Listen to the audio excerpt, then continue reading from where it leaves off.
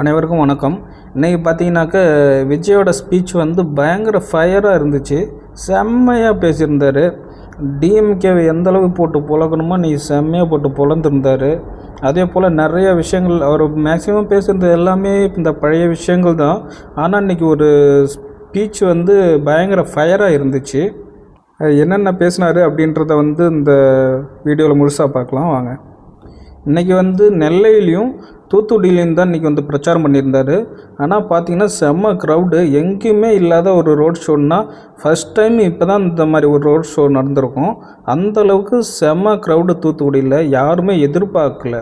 அந்தளவுக்கு ஒரு மாஸான க்ரௌடாக இருந்துச்சு. ஏன்னா இந்தளவுக்கு க்ரௌடு இதுக்கு முன்னாடியும் யாருக்கும் வந்ததில்லை, இதுக்கு அப்புறமும் யாருக்கும் வருமானட்டு தெரியல.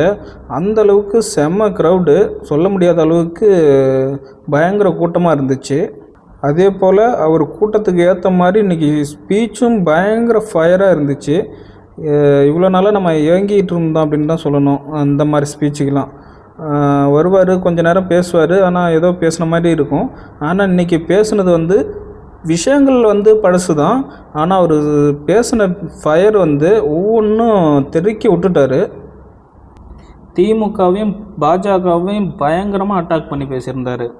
அதே போல் திமுக எந்த அளவுக்கு நமக்கு ப்ரெஷரை கொடுத்துருந்துச்சு, பாஜக எந்த அளவுக்கு ப்ரெஷரை கொடுத்துருந்துச்சு, எந்த அளவுக்கு நம்மளை வந்து தடுக்க பார்த்தாங்க, அவதூறு பரப்ப பார்த்தாங்க அப்படின்னு பயங்கர எக்கச்சக்கமாக பேசியிருந்தார். ஃபஸ்ட்டு பார்த்திங்கனாக்கா அந்த கரூர் விஷயம், அந்த இஷ்யூ எடுத்து பேசியிருந்தார். அதுக்கு வந்து யார் காரணம்னு நமக்கு தெரியும், ஆனாலும் நம்ம தான் செஞ்சோம் அப்படின்ற மாதிரி நம்ம மேலே பழி போட்டாங்க அப்படின்றத பேசினார்.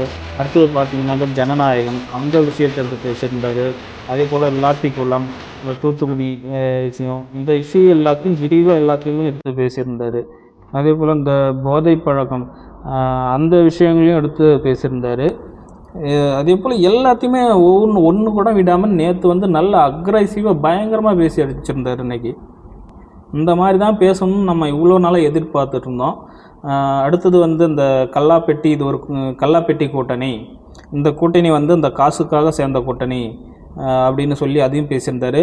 அந்த காங்கிரஸ் கூட்டணிலையும் அவங்களும் அந்த ஒரிஜினல் காங்கிரஸ் நம்ம கூட தான் இருக்குது, இப்போ சேர்ந்துருக்கிறது வந்து அந்த காசுக்காக பாதி பேர் அங்கே போய் சேர்ந்துருக்காங்க, மற்றபடி ஒரிஜினல் காங்கிரஸ் வந்து நம்ம கூட தான் இருக்குது அப்படின்றதையும் தெளிவாக அடித்து பேசியிருந்தார்.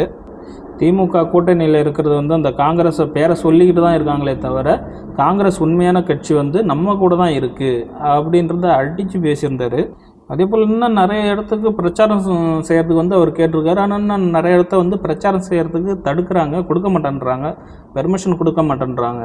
இன்னும் கடலூர், விழுப்புரம், மதுரை, சேலம் அப்படின்னு நிறைய இடத்துக்கு வந்து பிரச்சாரம் செய்கிறதுக்கு கேட்குறாங்க. ஆனால் பர்மிஷன் நிறைய இடத்த கிடைக்கல.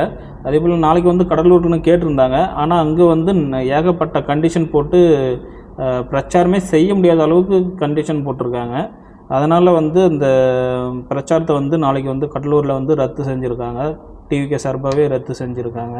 இவ்வளோ கண்டிஷன் போட்டால் எப்படி செய்ய முடியும் அப்படின்னு சொல்லிட்டு. விஜய் அவர்களுக்கு வந்து இந்த தடவை பயங்கர கூட்டம் கூடுது அப்படின்னு அதை தடுக்கணும் அப்படின்றதுக்காகவே அவருக்கு பர்மிஷன் கொடுக்கணுன்றதை வந்து தடுக்கிறாங்க. எப்படி பார்த்தாலும் 2026 வந்து விஜய் ஒரு மாஸ் ஹீரோவாக தான் இருப்பார், அதில் எந்த ஒரு டவுட்டும் கிடையாது. சரி, உங்களுடைய கருத்து என்ன? இதில் உங்களுடைய கருத்தை வந்து நம்ம கமெண்டில் சொல்லுங்கள். Okay friends, thank you.